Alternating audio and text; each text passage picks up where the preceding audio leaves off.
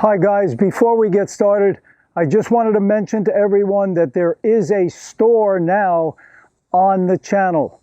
So if you look under the video, you'll see a little icon, store. Check that out. Got hats, t-shirts, hoodies, really cool stuff. Let people know you're passionate about tennis and you're part of the Tom Avery tennis family. So I'm here to help you, so check that out. Today's lesson is on the forehand.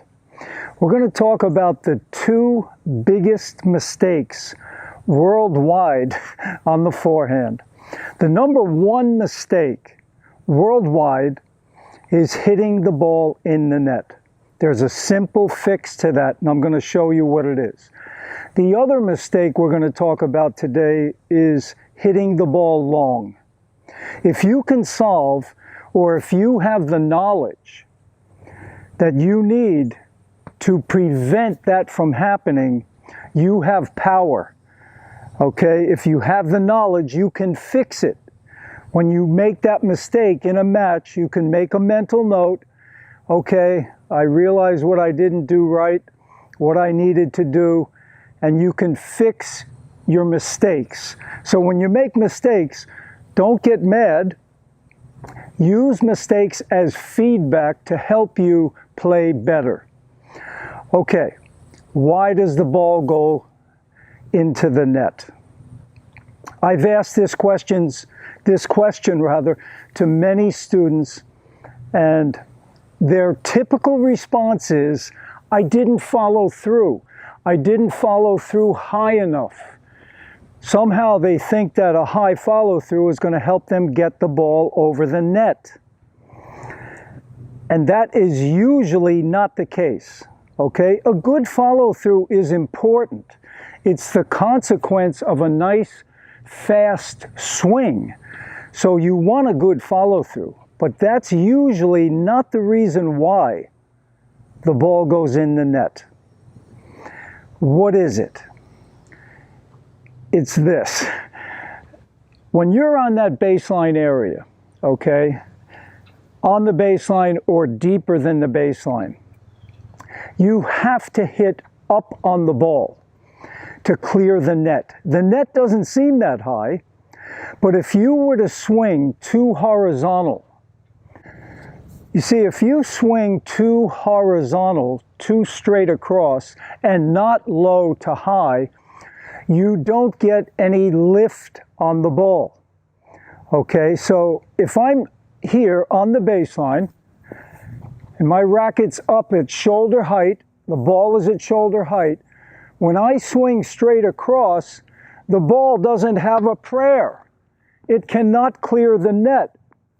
I would have to hit the ball 200 miles per hour to clear the net, and nobody on the planet can do that. So you have to swing low to high. So the reason you're hitting the ball in the net is because you're not getting the racket low enough. You have to swing low to high.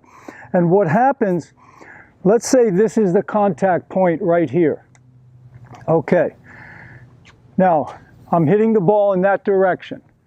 I turn, I get my racket back. Now from here, I have to drop it down below the ball so that I'm swinging up as I hit the ball. Now, many players have a problem with that because when they swing up, the ball goes over the fence or it hits the back fence. But that's because the racket is not vertical at contact. At contact, the racket has to be like this, not like this. If it's open, yes, it's going to go long. It's going to hit the back fence or go over the fence.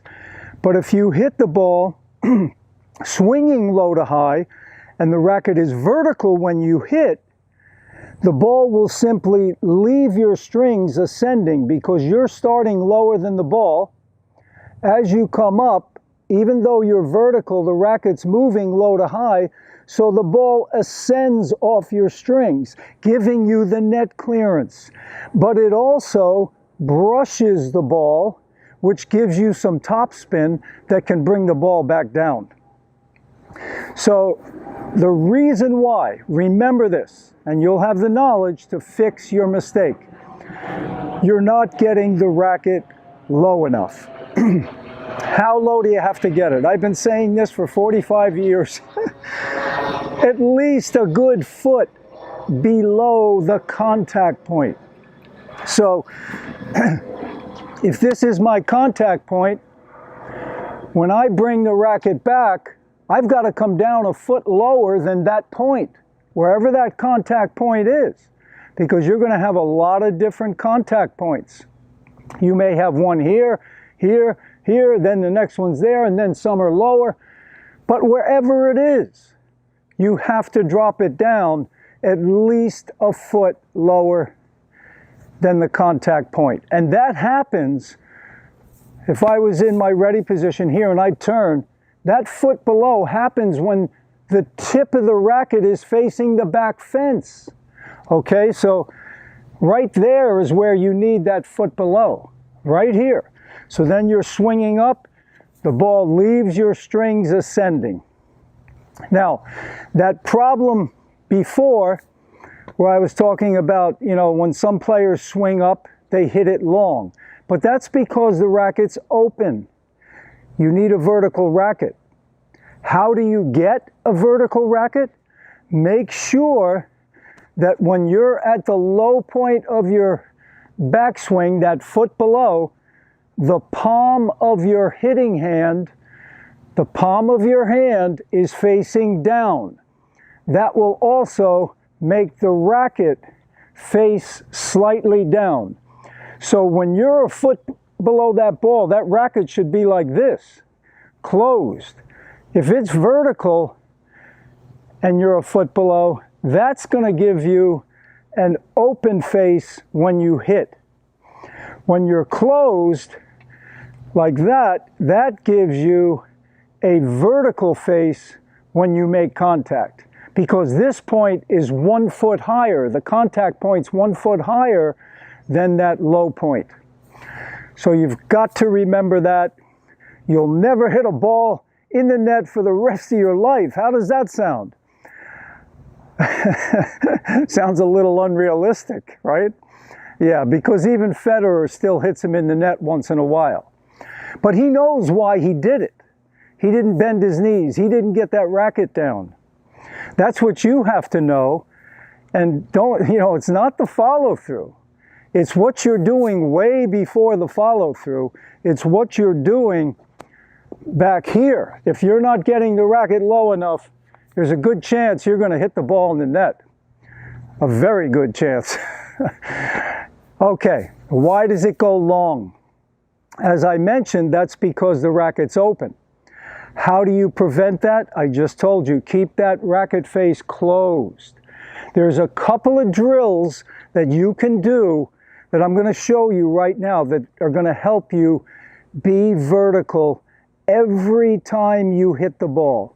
And this is what counts. It doesn't matter if Roger Federer is holding the racket or Joe Smith or Kathy Smith. As long as the racket is vertical at contact, moving from low to high, chances are your shot is in the court.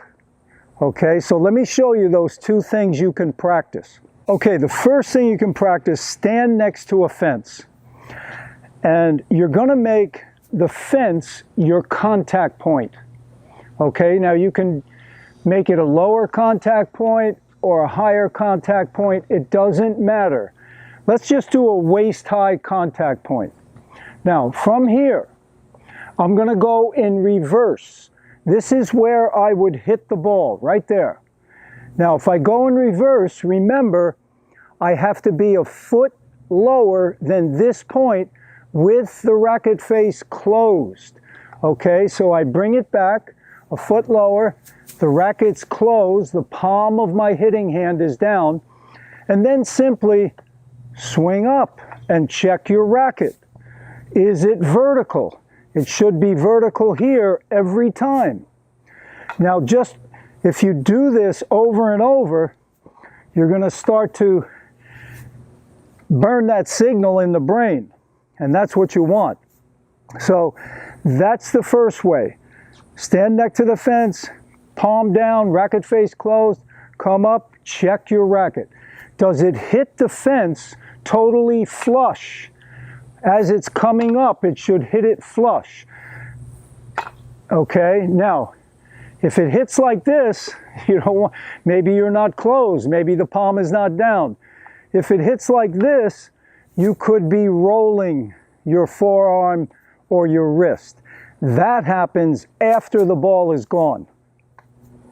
Okay, another way, and I really like this because it gives you the feeling of topspin. Stand next to the net and use the white part of the net as your contact point. Okay, remember, you're going to start a foot lower, then this point here, foot lower, palm is down, racket face is closed. Come up. Make sure that racket is vertical when you hit, and then just brush through it and finish. That's going to give you the feeling, and make sure that your racket is vertical.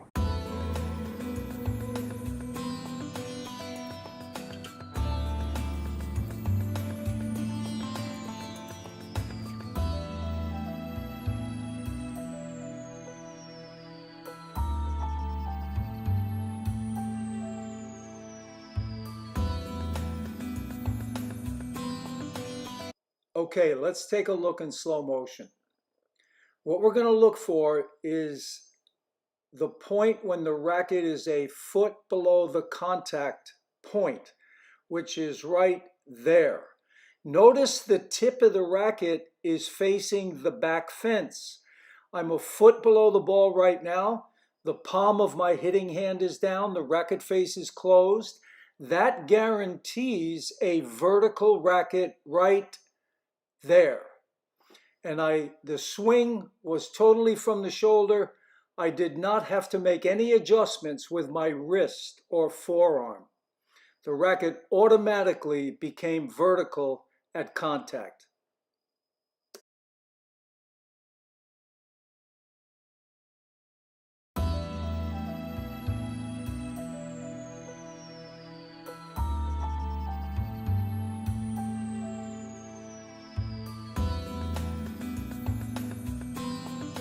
Okay, let's take a look from the side. We're going to look for that racket when it gets a foot below the contact point right there. The tip of the racket facing the back fence. Racket face is closed. Palm of the hitting hand is down.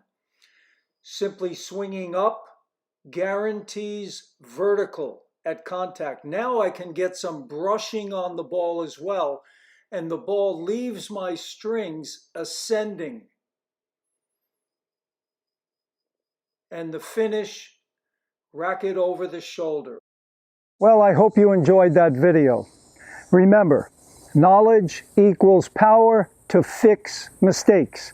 Remember those tips and use them.